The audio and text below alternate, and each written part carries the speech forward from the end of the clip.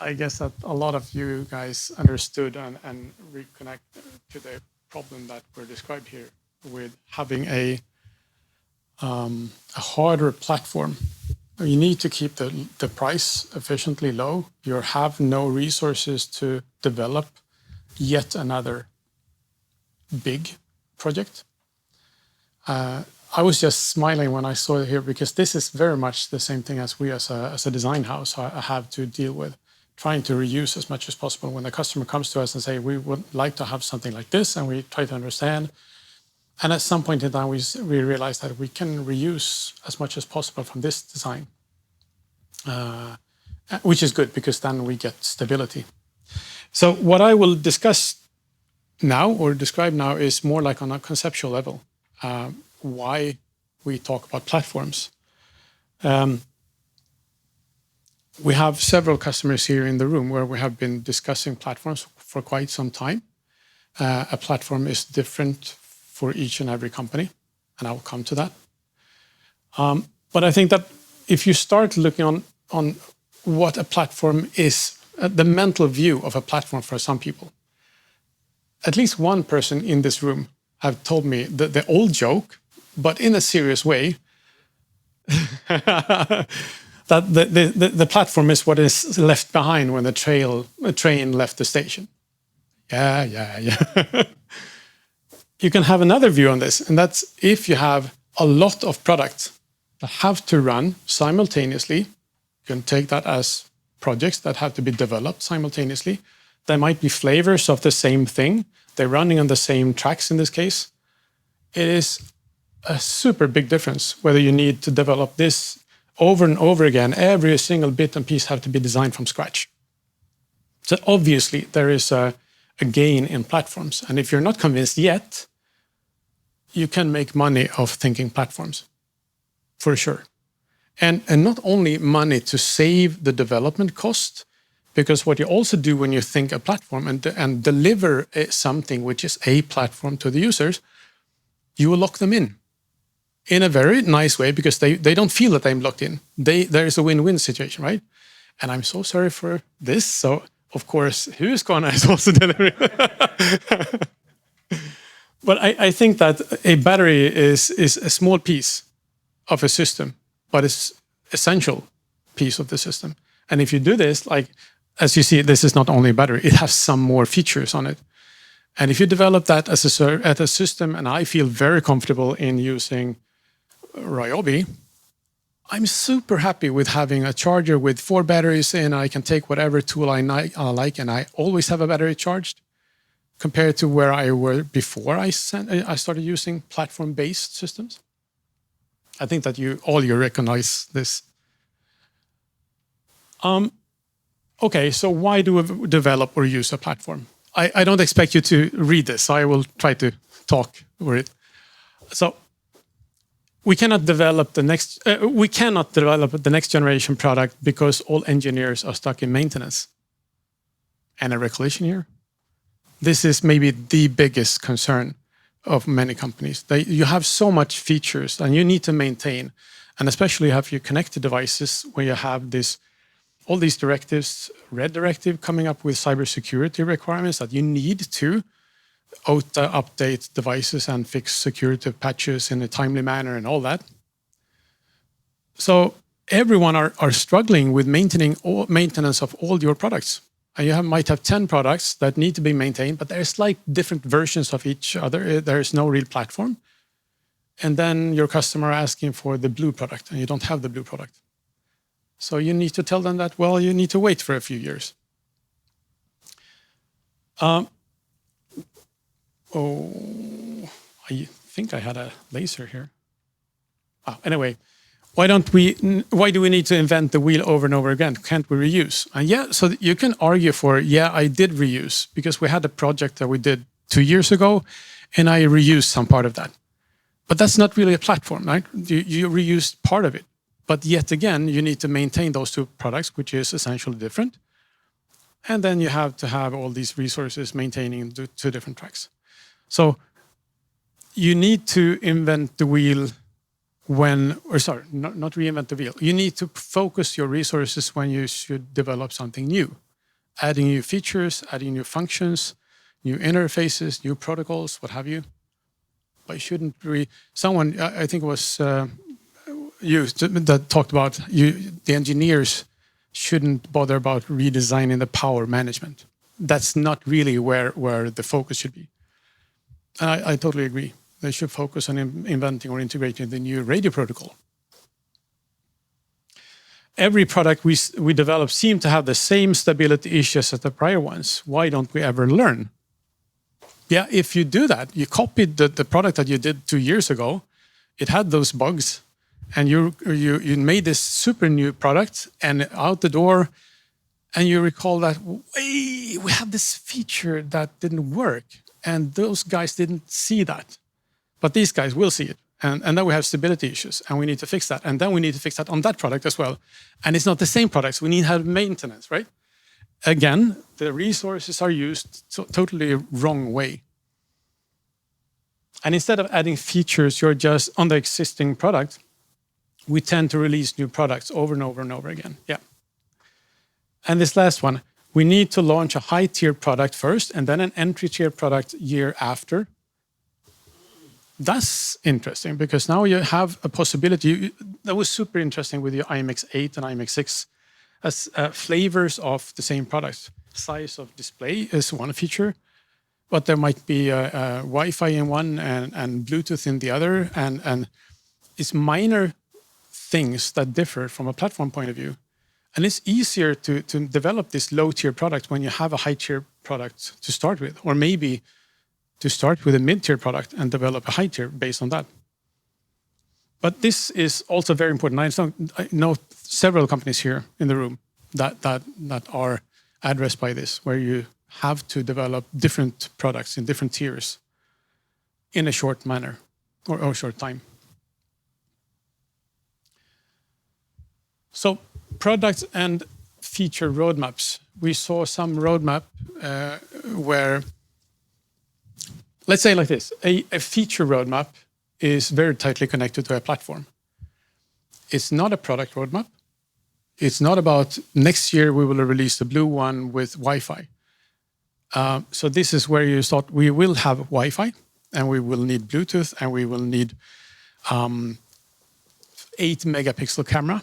And by the way, we need a 4K display at this point at 30 frames per second. Oh, by the way, it needs 60 frames per second because that was a requirement from the user.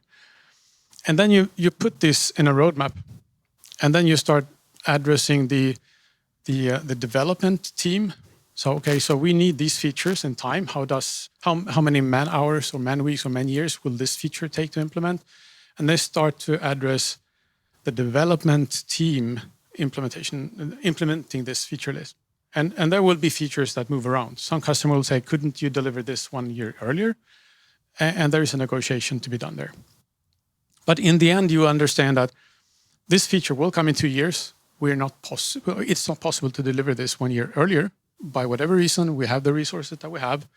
So let's stick with this feature roadmap.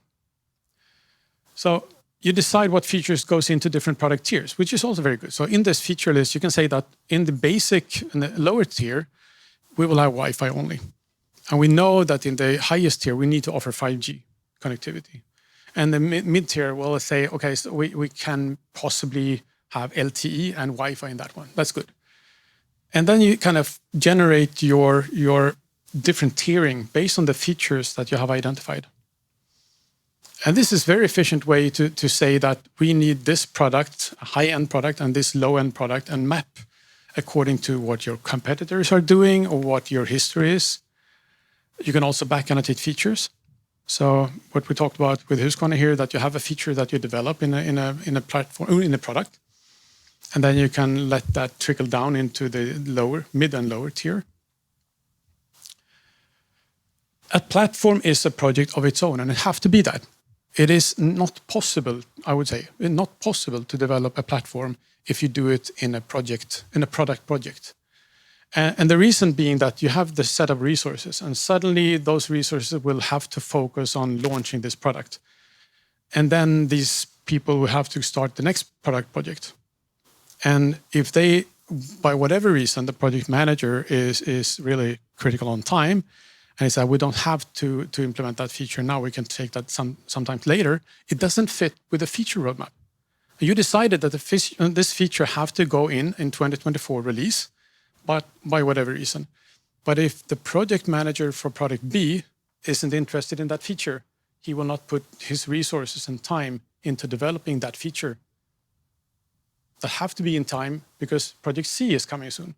And that project C is requiring this feature. So a platform project is a project of its own. Keep it that way. Then you have the product roadmap. And all the projects can be planned with this feature roadmap in mind. As I said, now we should have a high feature product, a high tier product. It's super expensive. It can have 5G, Wi-Fi, Bluetooth, 8 megapixel camera, and a 4K display, and all these features. And by the way, we need to add more memory. But that's not really a platform issue. More memory is, you can change accordingly. I think you get the point. And I mentioned this trickle-down feature that you actually take this, develop something in the upper tier product, and then let's trickle that down to the... And this is what you see in many, many products today. You invent something in a higher tier product, and then 2 years later, you get that for the basic device. And again, each product project, it's its own project based on a platform project, and you can negotiate features with the platform project. It might be that a competitor just launched a product that comes with a feature that you have planned 2 years from now. And of course, the project manager for that product that you're launching that should compete with this device, you need to negotiate with the platform project that maybe we can have this earlier and skip 5G for now, push that 1 year ahead or something.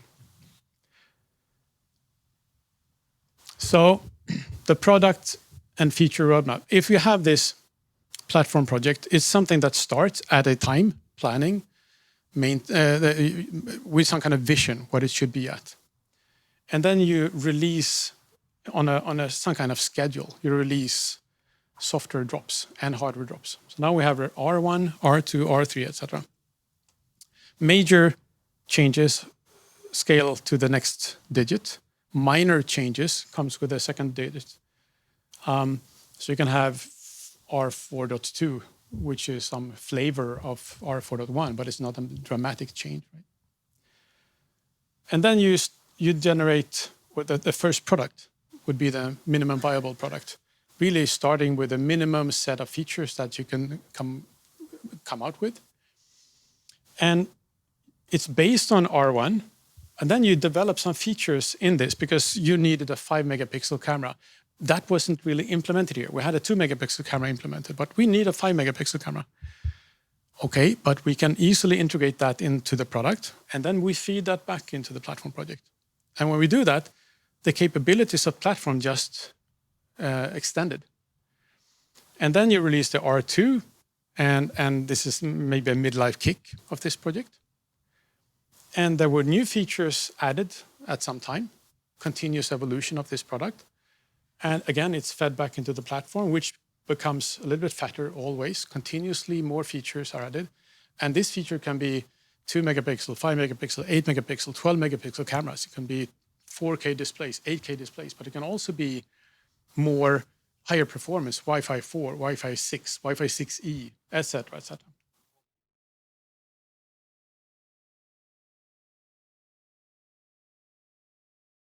If someone develops this feature here and feeds it back to the platform, and that feature includes bugs. So you feed bugs into the platform, and you're right. But so features have to be, whatever you develop, first of all, you develop it here and test it as thoroughly as you can do. But when you feed something into the platform, you should also test thoroughly in the platform sense. And I can't tell you that there's no golden recipe on how you mix the resources where, as long as the feature is well tested. But I mean, you're right. Potentially there could be a bug here. Hopefully we will find that bug during the evolution of the platform. And maybe it's found later in this project, and then we fix that. And then you fix the bug and feed back the bug fix into the platform. I think the most important thing, and again, there's no golden recipe, it's just that make sure that something, when you develop something, regardless of it's a platform or a product, project, you need to thoroughly test that thing, the feature, the function that you implemented.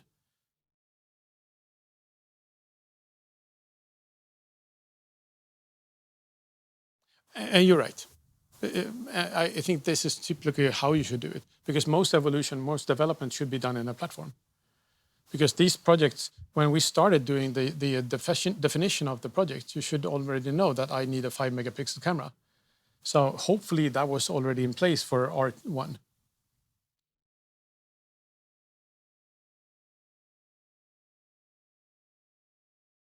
You could argue for, if, let's say that typically a product project comes up with a new temperature sensor. Let's go to hardware level. You have implemented support for STM sensors, accelerometer, gyro, compass. Take that for example, IMUs, and you have support for 2 or 3 IMUs here. This project, by whatever reason, thinks that I need a 9-axis IMU. It wasn't really planned, but I need to do that instead. So you can then implement this 9-axis IMU instead, and then feed that back. Now the platform comes from using a 6-axis IMU to supporting a 9-axis IMU. So you could argue for that is a failure because you should have known this earlier, but this could potentially be that during the project evolution, some competitors came up with something and you need to address that. So that would be one argument. But I agree, these feedback would be small and these blue ones should be very wide. Let's continue with the second project. It's exactly the same thing. You start somewhere and then you get the release. Now this starts with R2. With this picture, I don't define exactly where the launch is. So this project might start with developing on R2, but it might actually be that you launch a product with the R3 release. That could potentially happen. And then we have the third project, Project Y. But this is interesting. So now we take R2 and we take R3, but what you see here is there is no feedback from R4 into the project. We didn't use R4 because we needed a feature that would actually develop in product X. And this is when you should be careful, not taking this feature directly from product X, but you should take that feature after it has been fed into the platform and integrate it into the platform. And then it comes as a new release from the platform project. And you can see that this is a small feature, a small difference, but you could argue for that it's following the same evolution, is following the same rules as we defined. What is a platform project? What is a project? Who delivers to whom? This might be weeks of handling this feature, developing it, feeding it back, getting the new release to the next project. It doesn't have to be months, right? But I think it's a good way of thinking of who delivers features to you. You shouldn't take features from another product project. Does it make sense? Yeah. Okay, so then there are different platforms. Again, platform can be defined as software, hardware, mechanics. There are different flavors. So and when you look on a platform in a larger scope, this is not only using IMX6 or IM8, but this is on a bigger level. This might be a phone platform. Then there are commercial platforms, and you can also make a custom platform. And a commercial platform is something that someone else delivers. Typically, this could be Qualcomm or MediaTek that delivers a platform. And it's developed by them. And the way for them to charge this is to have a license cost. There is a license fee in order for you to build devices on this and maybe also produce devices on this. And then there's this BOM cost. All the components add to cost. And end of life isn't defined by the vendor. So if you, for example, get Qualcomm and say, this platform is nice, but it seemed to have an end of life next year, and I would like to have my product living for 5 years. And then they will tell you probably that, well, okay, so, but this is how it is, but we have another project, another platform. It's a little bit more expensive, or it might be less featured, but this is better for you. So you need to kind of take what there is, and typically bigger players than Qualcomm, they always have something that will fit you. And the same for MediaTek, but it's not under your control. The end of life of the platform is defined by them. And if you're a big player with super high volumes, you might be able to negotiate this end of life, but typically you're not. Access to the platform and maintenance comes at a license fee. Yeah, I mentioned that. And the feature roadmap is set. Again, if you tell Qualcomm or MediaTek that I would like to have a 24 megapixel camera running at 120 frames per second on this platform, they will say, well, we cannot do that for you. And even if you ask them nicely and say that we have high volumes, they will probably not support it. Because it's the way these companies work is that they can't really take a lot of requirements from each and every customer and integrate that, because they have a lot of customers. But a custom platform then, okay, so the cost would be based on NRE cost. You need, or a partner need to develop it. And then the BOM cost comes to that. So you have something that with a development project, and if this if this platform that you are developing can be based on something that, for example, we did 6 months ago for another customer, then a lot of things are already done. NRE could potentially be slightly lower. But if we need to start on a white paper, or you guys in your own development need to start on a white paper, there is more NRE to be added to the cost. And you split this NRE on the volumes, of course. You develop yourself. You maintain yourself. Maintenance here is done by the platform vendor. So if you have features, if you have bugs identified, you feedback those to MediaTek or Qualcomm, and they will hopefully fix those for you. If you do this on your own, then you have to have resources enough to do that, skilled resources to do this. And end of life is, of course, defined by you. If it's a processor, the main component, then that is end of life. That's probably want to kill that platform generation. Then you need to step up to the next generation. But if it's minor components, you might support different Wi-Fi transceiver or what have you. You just let the platform evolve over time. You have 3 or 4 different Wi-Fi chips, 3 or 4 LTE modems supported. Over time, the functions are the same. The device drivers are added to the platform, fed back from the different projects. And the platform can just live on until the time when we need to define end of life, which might be the death of that processor. And the feature roadmap is owned by you. Again, going back to what we said earlier, if you own the feature roadmap, you know that these are the features that we need to add over time. They might not be supported by the commercial platform. On the other hand, you can add features and functions on your own, but then you need also to maintain those.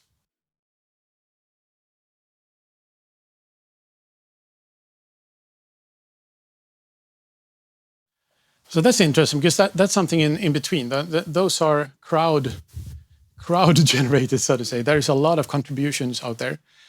And you could argue for over time, those will become stable. But theoretically, they can come a feature that is developed by someone, feeding back a bug into the platform, because you don't know who developed this device driver. So you don't know. But over time, those are generally very stable.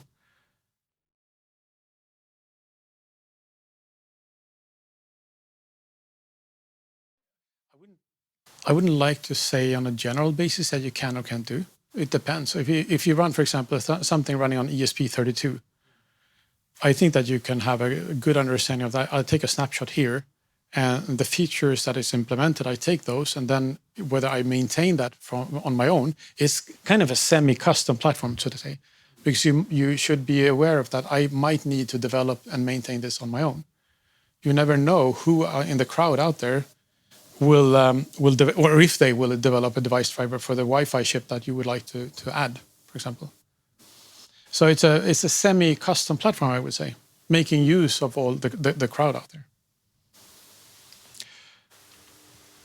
there. Okay, so different platforms then. We mentioned that there are software platforms, hardware platforms, mechanical platforms. And software platforms is quite obvious. If you have a well-tested software that can run on multiple hardwares, typically an Android phone, Android tablet, or a Chromebook. It does make sense. This is extremely useful. This is a software platform that is maintained over different hardware. It's stable. It's verified all over and again. So this is really a good definition of a platform. this makes a whole lot of sense for many of you. A hardware platform, that's very much addressing where you were. If you have a hardware platform, it's well tested and you can actually run different software on that. Typically, if you have a system on module, there are numerous vendors out there that deliver system on modules, and they can run Linux or Android or maybe some other proprietary like FreeRTOS, if you look for real-time OS. So, and for many of us, this makes also sense to have a common platform. There is faster hardware delivery, lower NRE. And the mechanical platform is, of course, like an example here. If you have a platform to build different cars on, you can have SUVs or just kombi bilar. And those can be based on the same platform, and they can be longer and they can be shorter. But it's the same platform. A whole lot of money is saved by not having to reinvent the wheel again. And in the essence, effective development and maintenance of a new stable product using a minimal resource. That's the whole thing. That's the whole reason. Whether you're doing a software, mechanical, or electronic platform, is using the minimum resources to get the maximum delivery out of your system. And not only for one product, but for the continuous evolution of products. Some considerations then. So should you develop a platform or just another product? And I think that the really simple question would be like, are you planning to launching several products with similar functionality? What you described is you have very similar products in different flavors, form factors, etc. It used to make a whole lot of sense to have a platform then. But if you're doing a mobile phone one year and some machine IoT device for monitoring a moisture sensor the next year, and then the diversity that we do as a design house, it makes less sense to have one platform. We might have to develop multiple platforms, one for IoT and of this kind of flavor of products, and maybe one smartphone platform for another kind of products. And you're planning to launch different products in different tiers, for sure. This is where you efficiently can address, you come with a mid or a high tier product to just make a statement on the market, but then you also know that it's expensive to many people. But if you directly after that or year after launch a mid-term or a low tier product that can address the vast majority of people, then you make a whole lot of money on that as well. So a statement with a high tier and the main money might come from a low tier product. Should you buy a commercial platform or develop and maintain a custom platform? So it's a lot comes based on the predicted volumes. So what are your sales volume and predicted, realistically predicted, maybe based on your history? You know that these kind of products will sell in 1K volumes a year. Will you have resources to maintain the custom platform? This is important to understand. Is this a new product that we have never developed before? Do we have the skilled engineers? Will we be able to keep the skilled engineers over time? If I have none of the software engineers that have been working with Linux and now we're developing a Linux product, is it really realistic? Then maybe you should actually buy a commercial platform. And type of platform, software, hardware, mechanical, of course. It might not be a mechanical platform available from a commercial platform vendor on your whatever device you're doing. So what is your core business? As again, is if you are a battery manufacturer, that's your feature. You sell batteries in different flavors. Should you then start developing cellular modems and mobile phone-like gateways to come with your battery? Or should you maybe buy something that is more available and finally delivered from a commercial platform vendor?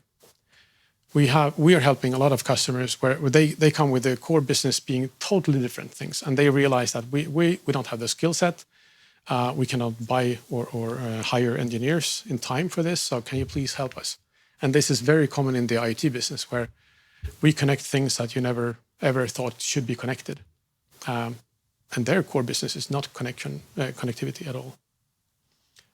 Again, does it make sense?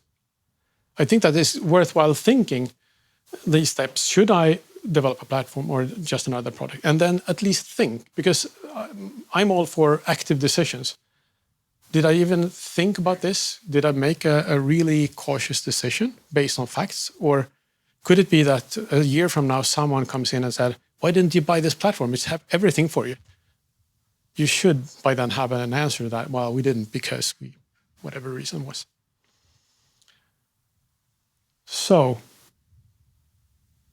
does it feel like you would, let's do like this. Anyone here that think that platform could not make a difference for your company, for your business? Because I totally realize that some of us here are not doing products that could make use of platforms. I guess that most here then realize that platforms might be something good for you in some configuration, in some statement, software platform, hardware platform, mechanical, whatever. Any questions?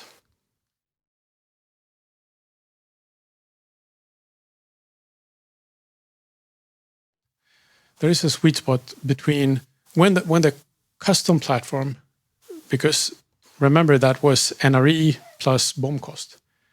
And depending on the volume, when the volumes get big enough, your total cost will actually be lower than the commercial platform because they would like to earn money, and that's fairly constant. They charge the license fee and the BOM cost, and the price of the components are hopefully slightly reduced over time. So it's some slope of this. But there is certainly a higher cost because they want to earn money continuously. So at some point, you would actually earn a lot of money by going custom. Where this sweet spot is, you need to calculate each and every time. And then what I was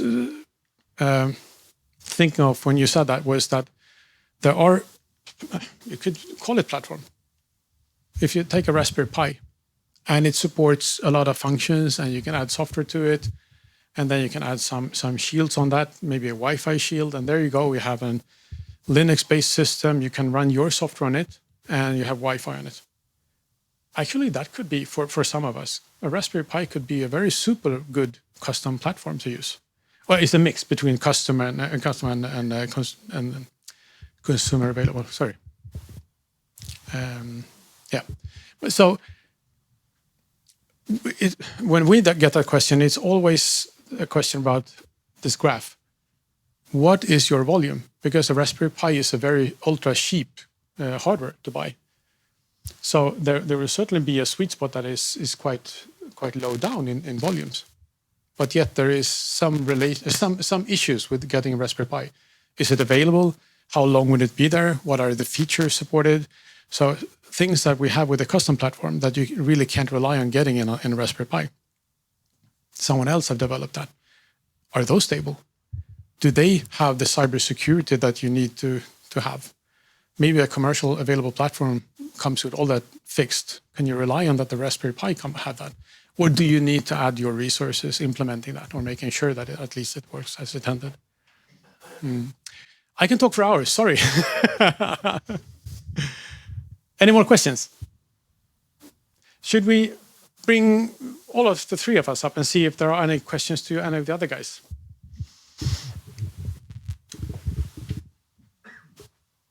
We'll see. Any other questions?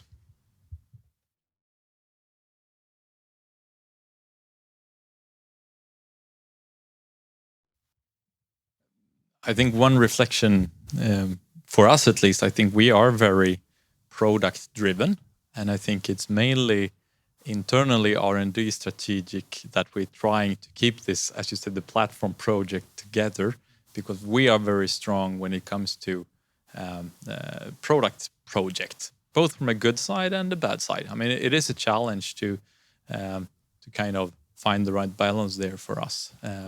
But obviously, there is a challenge to not put too much into this feature roadmap, I would say, because when the product managers say, okay, we need this, if not, there will not be a project. I mean, it's really good, a tough negotiation, I would say.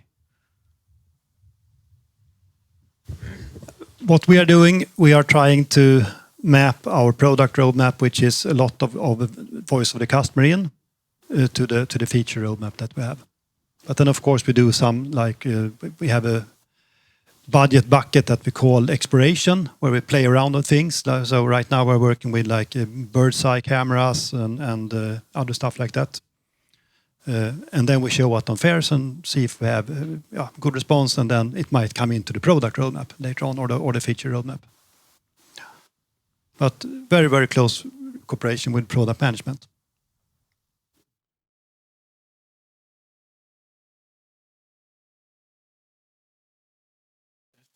It's a very good spot on. Documentation is essential when not only for you when you develop this and bring new team members in the project when running, also 2 years from now, when someone going to maintain that platform, they need to understand in a good and a easy way how this feature is intended to work and what software modules are involved and why don't we use this feature instead of that one. So documentation is key. So again, having a platform project, they should do all the documentation related to that platform, so that it's easy to understand over time. But that was a very good reflection. Thank you. Should we stop there? I think so. Thank you, guys. Perfect. I hope it gave some reflections.